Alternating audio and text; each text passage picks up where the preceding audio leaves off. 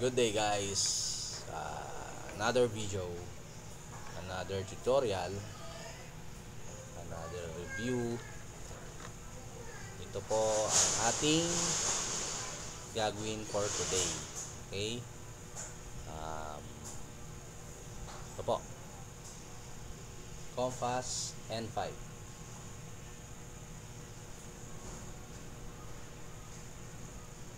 Compass N5 version 2. Okay? Yan. So, gagawin nating open WRT. Okay? Itong Compass N5. Kararating lang yan. Tapos, ito. Ayan na siya. So, nakakabit na siya. Nakakabit na. Okay? So, out of the box, lagay kagad ng internet. Lagay yung LAN 1 to the PC. Okay? Now, let's proceed. So, ang default IP ni Compass is 192.168.0.1. Dapat connected na siya, no, sa Ethernet nyo. Okay. And then, pag open ninyo, magsaset kayo ng management password mo. Ako, naset ko na. Ayan, meron na dati. Ayan. So, iba na ang web interface ni Compass N5 version 2. So, ayan, makikita niyo dito. CFN5V2. Alright. Ayan na siya. Okay. So, let's, without anything na gagawin natin is, let's gawin na natin siyang open WRT. Okay. So, gagawin natin ngayon is tanggalin natin yung power. Yan. Tanggalin natin yung power cord nya. Then, itusukin natin yung reset button. Tusukin lang natin. Yan. Tusukin natin na ganyan. Habang nakatusok na ganyan, ilagay ang power cable. And then, magbilang kayo ng 1 to 15. 1, 2, 3, 4, 5, 6, 7, 8, 9, 10, 11, 12, 13, 14, 15. Okay, then release the reset. Okay. After that, ganyan yung nangyayari. Steady light lang, no? Yung apat. After that, syempre, pag nating kakalimutan, pag nilagay natin ng 192.168.1.1, wala. Alright.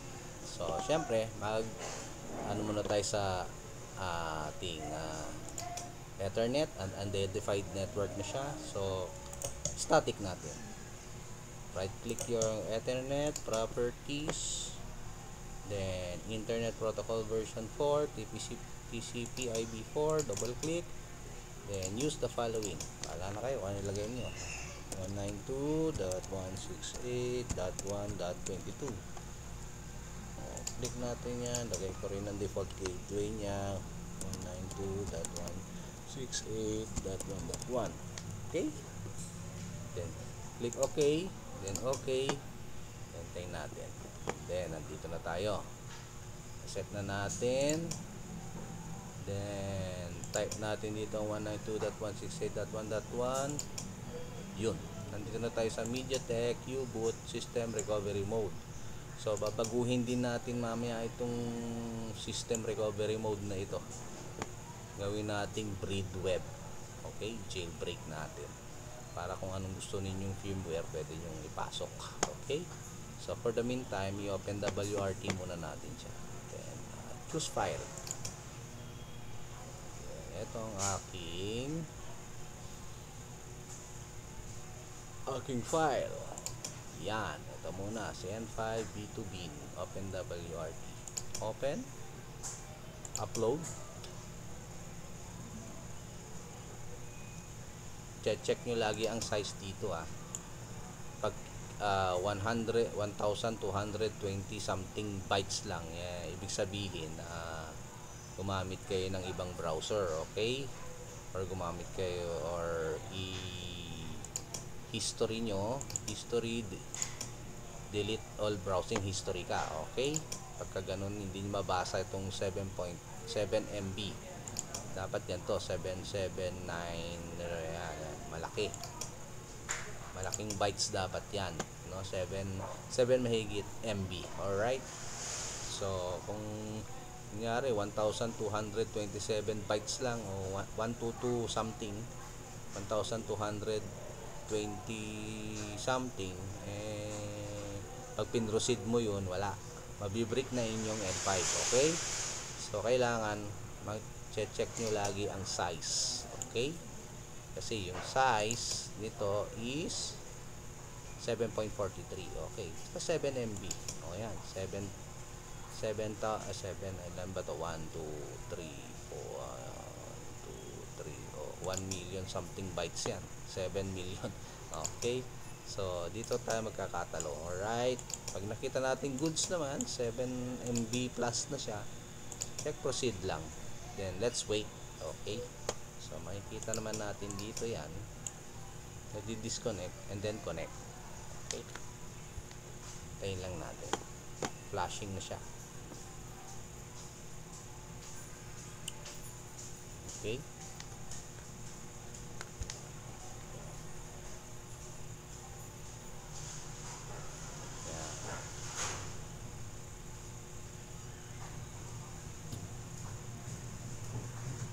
Okay, hintayin lang natin at medyo matagal-tagal ito.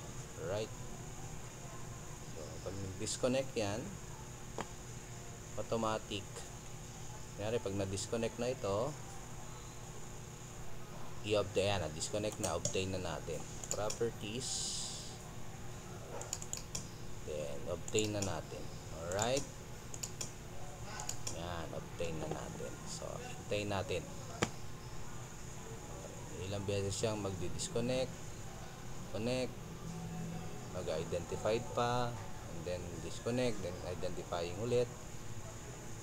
Yan. Hintayin lang natin, okay? Just wait lang. Sa ilaw naman dito sa inyong N5, makikita ninyo is isa lang po ang iilaw dyan. Pag connected na po yan, iilaw lang din yung inyong isang ilaw lang yan, ayan, katulad nya, unidentified na po yung network natin. Ayun, boom, connected na, no? Yan. Okay, isang ilaw lang yan, iisa lang, yung power lang ang umiilaw dyan na kulay blue. Alright, so after that, yan, identifying pa ulit siya. Okay, check natin. Okay, check natin kung may internet na ba tayo. YouTube. Okay. Okay, ibig sabihin success. Okay, success na tayo, no? Alright, then dito ngayon connected na tayo, so type natin 192.168.1.1, enter natin, and boom, it's an OpenWRT na po. Ganun lang. Alright, OpenWRT, walang tawag nito, wala siyang password, so click login lang. Okay, after that, OpenWRT yan, wag pag-login nyo, automatic na yan. So ang gawin natin, i-jailbreak natin. Okay, let's jailbreak. Okay, so nangyari dyan, login natin,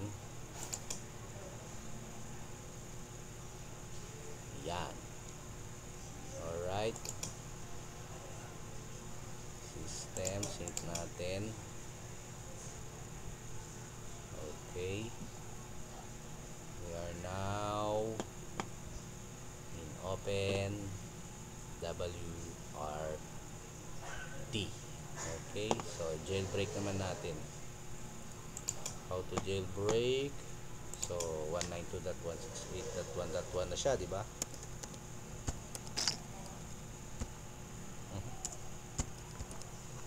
Okay, then open lang natin. Oy, unable to connect. Why? Ulitin natin. Meron tayong dati dito. Alright, baka hindi na naman nila alam kung paano mag-connect sa puti. Lagay natin 192.168.1.1. Yan. Alright, open natin. Accept. Root lang. Okay, we are now in the open WRT. Then let's go. Yan. Okay, ngayon edit natin, click natin new site, click natin SCP, then yung 192.168.1.1. okay, then username root, then login, then update natin. Yun, then ba tayo root, tayo ng TMP nya, tapos punta tayo doon sa files, drag and drop natin sa TMP folder. Boom, ayan na siya.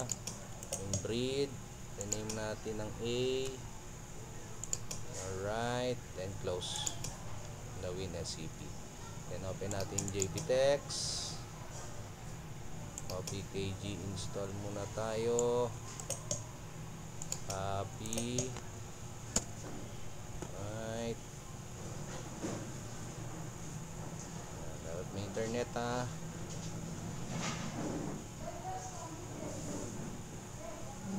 Try lang natin.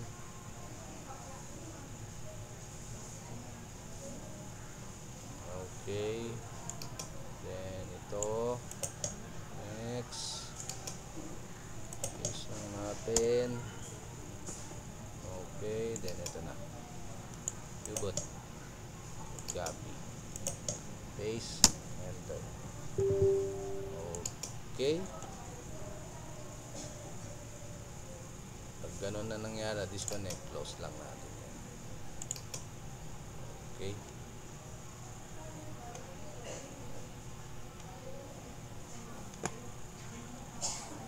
disconnect siya, so hintayin natin mag-connect.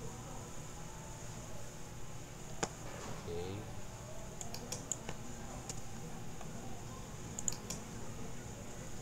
click natin.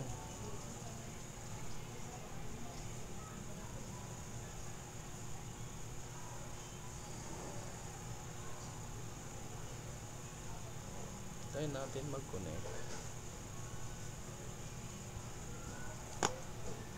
Enable identifying. Ayan na siya. So refresh natin ng 1.1. Okay, so ayan na. Alright, so open WRT na siya. So tingnan natin kung okay ang breed natin. Properties ulit natin. Open ng IPv4, static ulit natin 192.168. I think hindi na kailangan. Okay, huwag na tayo. Testing natin if okay ang ating breed web. Okay, so ang gagawin natin ngayon is yung sa reset ulit. Tingnan natin kung naka-breed na siya. Tanggalin natin, then sundutin natin ulit yung reset. Oops, yan, tumba pa. Lagay natin ngayon, pindot, lagay dito. 1, 2, 3, 4, 5, 6, 7, 8, 9, 10. Okay na yun. 10. Ayan. May dalawang ilaw na yung dalawang ilaw dyan na magbi-blink. Makikita nyo, biblink yan ng 3 beses. 1, 2, 3. Yung dalawang ilaw din mamamatay. Naiiwan lang yung power indicator na light. Ibig sabihin, goods to go na yun. Bitawan nyo na yung reset button. Okay. Pag sa ano naman, yung sa una is magbiblink siya ng malakas, basta 15 seconds sa una. Ngayon dito kahit 10 seconds lang. Okay, so let's check. Kahit hindi na tayo mag IPv4, enter natin, pasok na tayo sa BreedWeb. Okay, kahit hindi na tayo mag static. Yan, kahit wala na, automatic yan. Automatic tong BreedWeb na install natin. Alright, so ayan na siya, ka BreedWeb na po tayo. So, alam na natin. Yan na po ang ating BreedWeb. Ngayon, sa mga nagtatanong about sa GoCloud, pwede siya. Ang problema lang natin is mawawala po ang inyong 5G network. Okay? So, OpenWRT, no problem po lahat ng ating mga Wi-Fi. Mapa 2.4 or 5G. Yung mismong GoCloud lang kasi, ang supported lang kasi niya na Wi-Fi driver is MT7603 and up to MT7612. Okay, ang version 2 po kasi is MT7603, ang 2.4 gig niya, ang 2.4 gigahertz na Wi-Fi, at nagbago po sila sa 5G na Wi-Fi na MT7613B. Okay, dati po kasi ang yung old N5 is MT7612 yung 5G nya, kaya doon nagkakaroon ng problema. Kaso ang GoCloud po sa mga MT7621 na mga router is ang kanila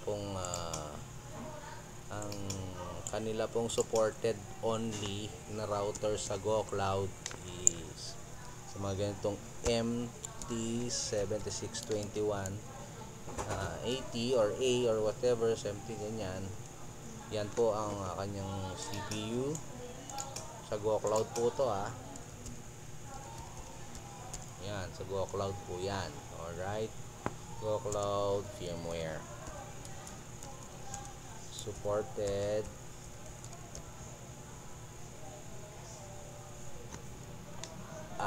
Ito po kanyang MCU.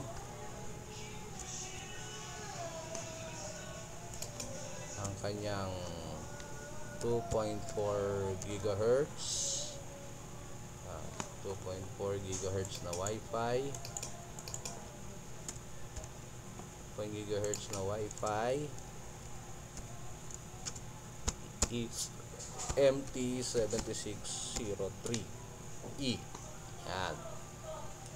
Okay, malilito dyan Tapos ang kanyang 5G Wi-Fi is MT7613B. Okay, ay 12 pala, MT7612. Ito po para sa GoCloud. Okay, so yung version 1 pwede. Okay, version 1 ng N5 okay. Pero sa version 2 ng N5, version 1 ng N5, pwede itong GoCloud natin. So, meron siyang 5G kasi 7612 ang kanyang Wi-Fi. Okay? Yung version 1. Ngayon, ang problema sa version 2,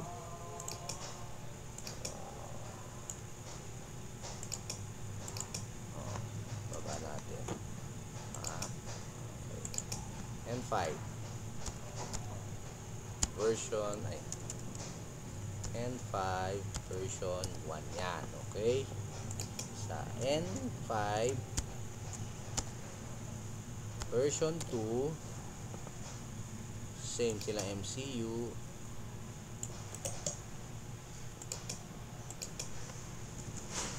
same sila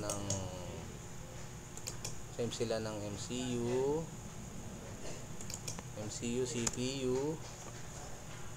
Okay, parehas sila ng 2.4 GHz. So gagana na siya pag gino-cloud mo ang 2.4 GHz. Kaso sa 5G Wi-Fi is 13B. So hindi supported ang 5G Wi-Fi para sa Google Cloud. Not supported.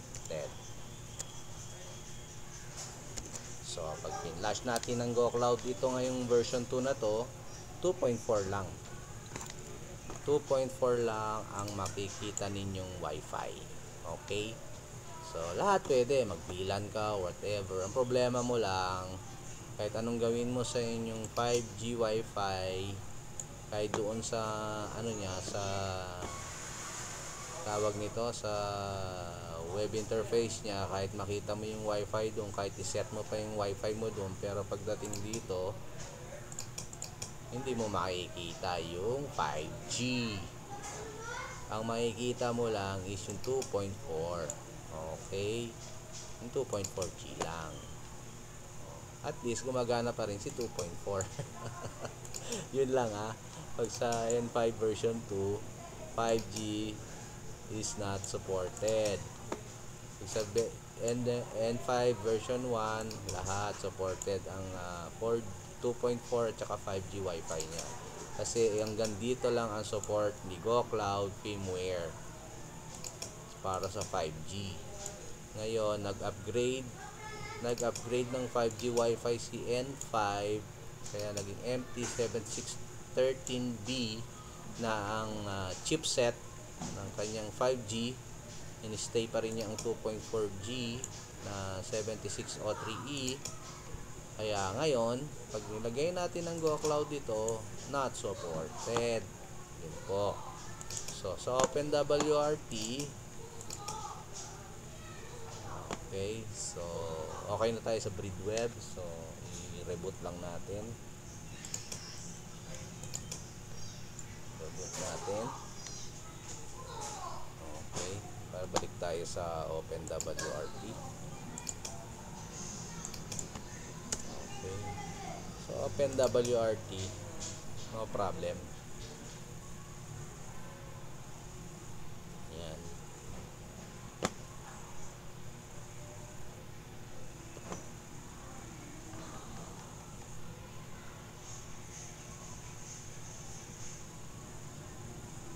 Hintayin natin mag-connect. Alright.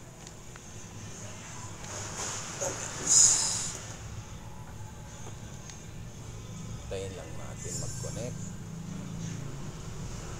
Identifying.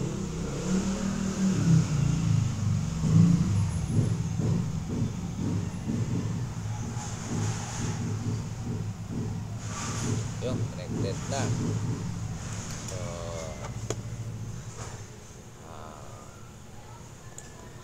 buuin natin.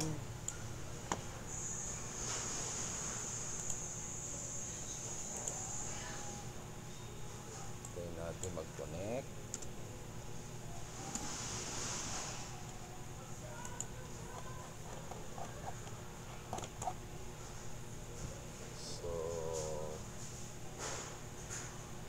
Hintayin lang natin mag-connect. Okay. Alright. Ibaba ko lang. Nangyari. Napunta dun. Napunta rito. Ay. Napunta kapad-pad dun sa isang ko. Ayan. Alright. Gulo. Alright. Yan, kung nakikita ninyo, di ba? O, ayan. Nakikita nyo dito ang yan. So, enable. natin ang wireless. Okay, enable din natin ang wireless. Yan, 7603 7613B E. Yan. So edit natin to para kung ito ang 5G. 5G. Save. Save and apply. So open WRT natin, goods na goods yan. Alright, so let's check. Dapat open WRT 2.4G yan. Ayun na si 5G natin. Connect tayo sa 5G. Disconnect na natin to. Makikita natin connected. Okay, ayan, connected tayo dito sa 5G. Okay, ayan na. Connected tayo sa 5G. Okay, ayan. So, check natin. May net.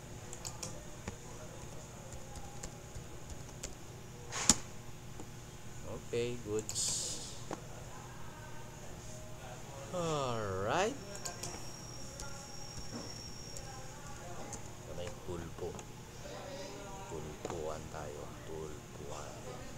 Alright. So, ayan na po. So, pag tayo sa system software. Okay, update list natin. Ayan tayo mag-install ng kung ano-ano. Nagfe-failed. Alam na natin ito pag nagfe-failed. Punta tayo system lang. Tapos, sync natin. Alright. Nice na.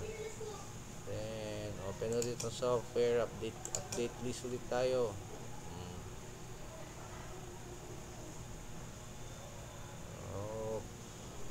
Okay. Access passed. Okay. So, ganun lang guys. Open WRT na tayo. Alright. Okay. Pwede na tayo magbilan dyan.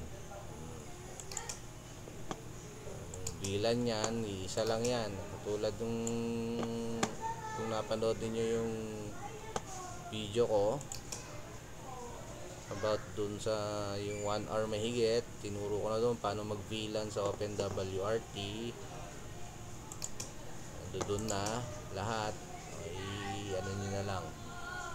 Or pwede rin akong gagawa ng VLAN para diretso na lang flash nyo. One time flash, pwede lang. Kabilan na. Okay. So, wala mo ng files ngayon. Ano tayo ngayon? Remote na lang ngayon. Okay. PM nyo lang ako. Lagay ko sa description ng aking YouTube. Ang aking Facebook. Ang aking tawag nito, ang aking Facebook at ang aking Telegram and WhatsApp. Okay. So, PM nyo lang ako at i-remote ko kayo para maging WRT yung inyong Confas N5 version 2. Alright. Yan muna. Tatapos. Thank you. Bye-bye.